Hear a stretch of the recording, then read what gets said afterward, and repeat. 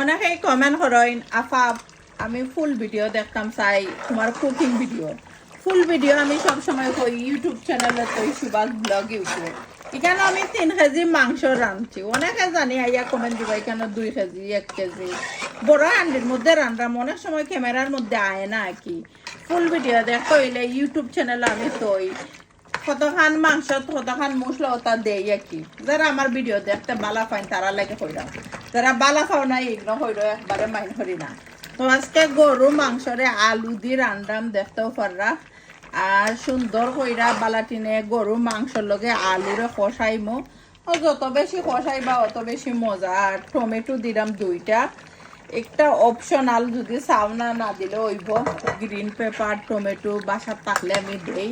এখন সময় আছে থাকে না দেই না আর সুন্দর করে এগেইন নিচে উপরে করে মিক্স করে দিলাম আর কাঁচামরিচ অলরেডি আমি নাগামরিচ কাঁচামরিচ আমি কারির মধ্যে ফয়েলও দিছি ফ্লেভারও লাগিয়ে কি ম্যাক্সিমাম আমি 15 মিনিট টাইম থাকলে আরও বেশি টাইম আমি মাংসরে বালাটিনে আলুর লগে কষাইমো তো খাইতে কি কারি মজা হয় যদি না আলুর লগে মাংসরে কষাও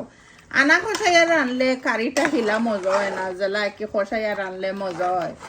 তো থ্যাংক ইউ সবাই যারা আমার লাইক কমেন্ট করেন অলওয়াইজ আর দেখতে পারা কালারটা কত সুন্দর আইছে কারির খাইতে ইনশাল্লাহ অনেক বেশি মজা হইব